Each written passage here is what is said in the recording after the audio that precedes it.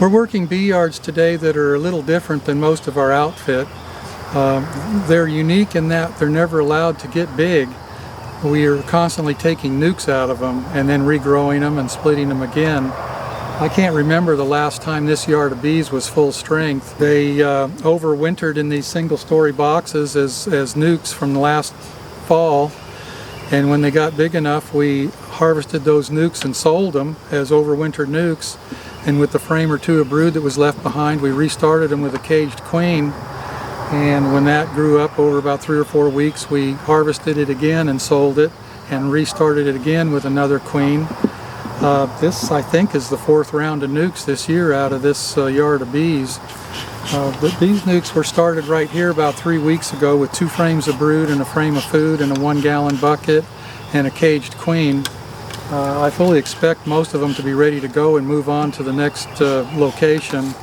All spring long we've been making nukes and selling them, and now we're beginning to make nukes to repopulate our own outfit. We peaked out at about 2,200 colonies last year, and by the time we were done selling bees in the fall and a little bit of winter loss, we got back down to 900. It's late May right now and we're already back up to about 1,800, and I expect within the next week or two we'll be back up to around 2,000 with all of these nukes going back into the outfit.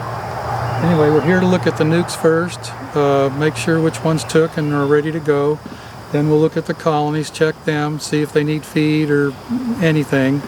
And we might even do a couple mite washes in here to make sure this yard is got the mites under control. That's something we're always mindful of. The mite population can sneak up on you pretty quick sometimes when you least expect it. So we'll be looking at that, and we'll set up the camera here and take a few shots of what we're doing.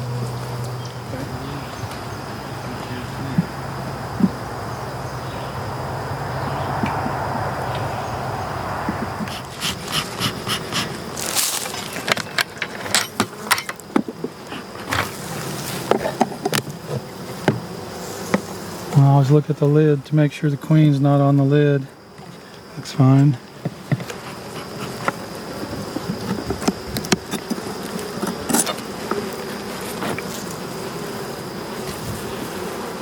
I'm drawing the foundation that we gave them, so that's looking pretty good. That's a good sign.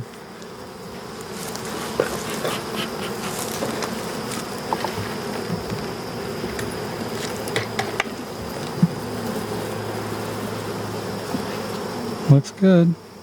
Doing a good job.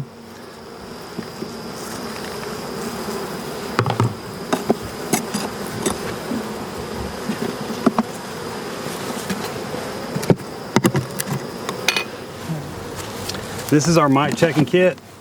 It's just a Rubbermaid container. Inside of it, we have a roll of paper towels, 70%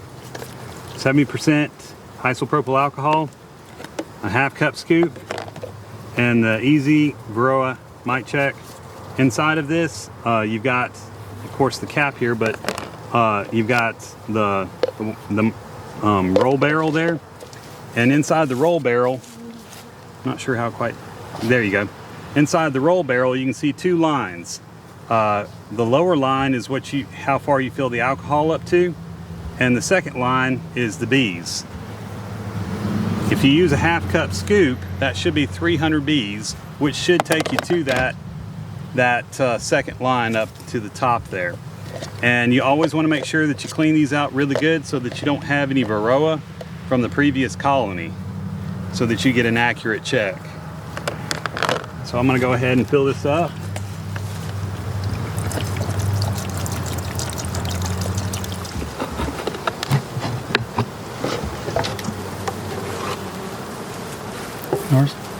Just a reminder, always look at the lid, see if the queen's on there.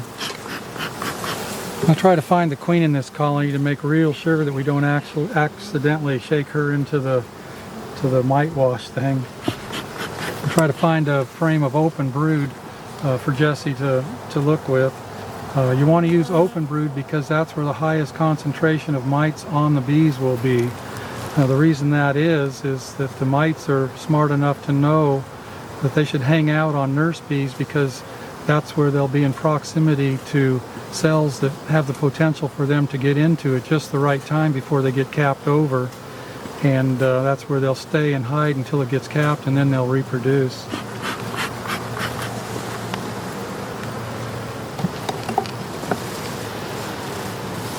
The way I like looking at these things is I like to take a frame out and make some space and then pull all the frames opposite me towards me.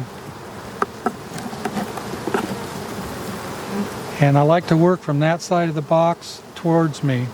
And the reason is, while you're looking at one frame, if the queen is on the next one and she's on the daylight side, in the time that you're looking at the frame, she can move to the dark side. She does not like the light. So for example, if I pull this frame out and look at it, and the queen is on this side of the frame, while I'm looking at this one, there's a good chance she could move over to the dark side and get out of the light.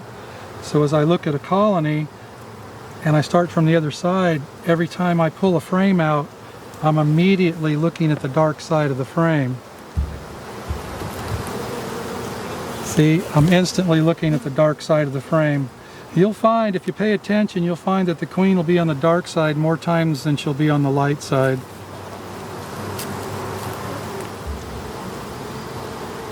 Lots of pollen. This colony's in good shape. They're really in prime condition to pull another nuke out of in about 2 weeks. This colony will actually probably make 2 nukes in 2 weeks. It's got a lot of brood in it. It's in good shape. There's the queen right there. Got a nice blue dot on her. So I'm gonna hold on to this, let Jesse hold on to this frame, and I'm gonna go back and find him a nice frame of open brood that he can shake.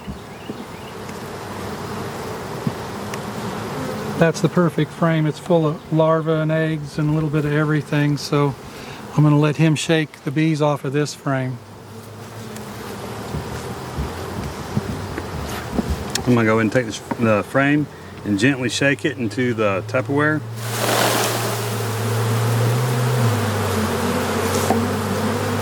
Then I take the Tupperware, bring all the bees into the corner. That's 300 bees. Then you want to take this and you want to wash them for 30 seconds. I'll go ahead and I take the bees that are left over in the Tupperware and just pour them back into the colony. I get curious about 15 seconds in and I got to look. And so far we're looking pretty clean.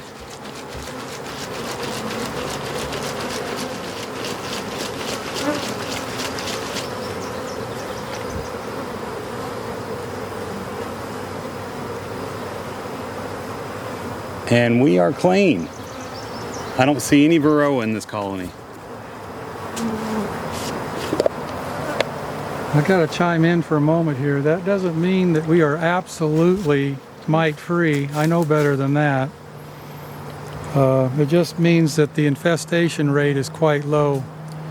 So I don't have to worry about it at this time. We'll do 2 or 3 in this yard and make sure we know what we're talking about. You can get caught off guard sometimes. One colony isn't necessarily a good example of the whole yard. But one of the things this yard has going for it is it's had so many splits taken out of it that I expect it to be really low mite count, because every time you split a colony you knock the mite count back too. We typically treat all of our colonies in early August with apivar strips. These colonies right here, 1st of August, will probably be fairly full of bees, so we'll give them a couple strips of apivar, and then we'll also do the oxalic vaporization again in December when they're completely broodless. The reason we choose August to treat for mites is Keith Delaplane and his crew there at the University of Georgia did a study a long time ago, and in that study they checked the results of treating colonies at different intervals through the year. And what they found out is that colonies that were treated in August had the highest population of bees in the spring. And it makes sense. I mean, August is when the bee population is beginning to diminish, the brood is diminishing, but the mite count is still accelerating and going uphill fast. And in August, you're able to treat the bees that are going to produce your winter bees. You don't want to wait so long that you're treating the bees that are going to go into winter for mites. You want the bees that are going to raise those winter bees to be real clean and healthy, and that'll give you your best results. And that's why August is the absolute best time to treat for mites if you're going to use a treatment like Apivar or Thymol or formic acid or something like that. And then if you do what we do and hit them again when they're broodless in the middle of winter, you really can keep your mites under control.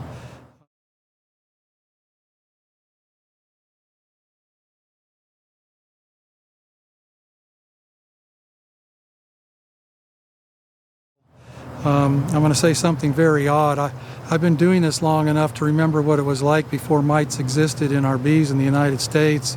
And as long as you have your mites under control really well, like that colony we just tested, beekeeping is exactly what it used to be 40 years ago. There's not much difference. The queens last longer, the bees are healthier, you just have better results overall. And that's why we're so careful about keeping our mites under control and keeping our combs rotated. You do all the things you should, and beekeeping is really a lot like it was 40 years ago when I first started. So we'll do two or three more checks in this yard so we know what we're talking about. We don't want to get caught off guard and get cocky and think that we're mite free. I know better than that.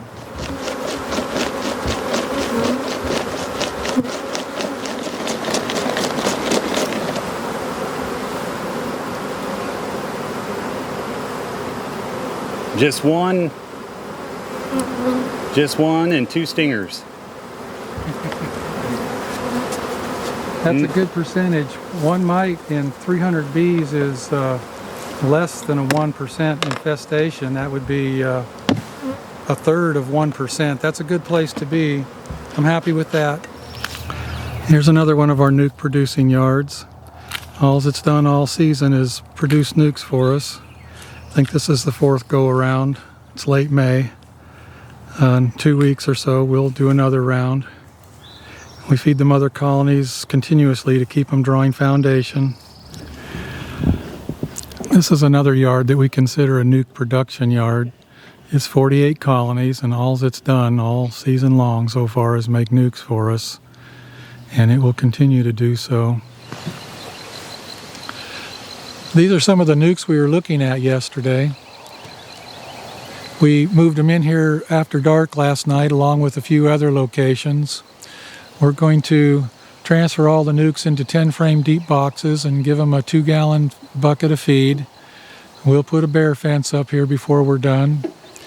We will come back here in about 2 weeks and equalize them all and feed them again. And we're going to hope to have a nice tight single by the time the sourwood flow starts in about 5 weeks.